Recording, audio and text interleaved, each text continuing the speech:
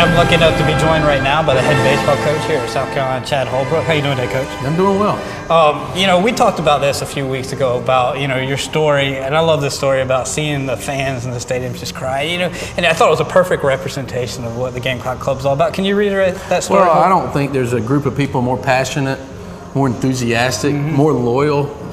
We're lucky to have a great fan base at South Carolina, and the Gamecock Club kind of leads the way and creates great home field advantage for our athletes, but supports them when they're not on the playing field as well. So as coaches and as from our baseball program standpoint and as coaches in our whole athletic department, we're awfully blessed and awfully lucky that they're in our corner. I thought you made a great point last week at the leadoff dinner where you were talking about, you were obviously around the Ram Club a lot. You grew up in coaching family, right. And then, that, as you just mentioned, the Gamecock Club so unique, and people really were willing to give. And you've seen it kind of grow even more since you've been here. Just talk a little bit about that growth you've seen over the years. Well, I mean, the facilities, the first thing that jumps out. I was driving over here today, and I was in that roundhouse, for a couple months, and all of a sudden now we have beautiful buildings, and the baseball stadium's incredible, it's one of a kind.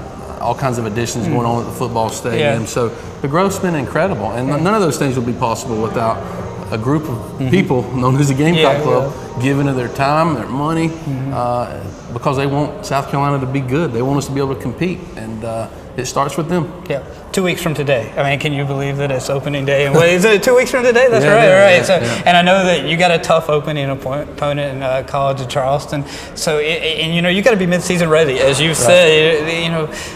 It's here. Yeah, it's here, and we got a great challenge on our hands. Opening day and top 25 opponent, and we're going to have our work cut out for us, and that's why we got to get a lot better between now and then. Got 2 weeks of practices, a weekend of scrimmages this weekend, a weekend of scrimmages next weekend, and by that time, hopefully we'll be ready for those guys because we're going to have our hands full for sure. Yeah, and you still got some things you got to figure out. We won't get into necessarily all the things you got to figure out, but after a week of practice, as you mentioned, going to the scrimmage, you're pretty pleased with where everybody's at? Yeah, we've had a good week, and hopefully we'll have a good weekend this weekend, and some things are starting to sort themselves out, but still got a lot of questions to answer.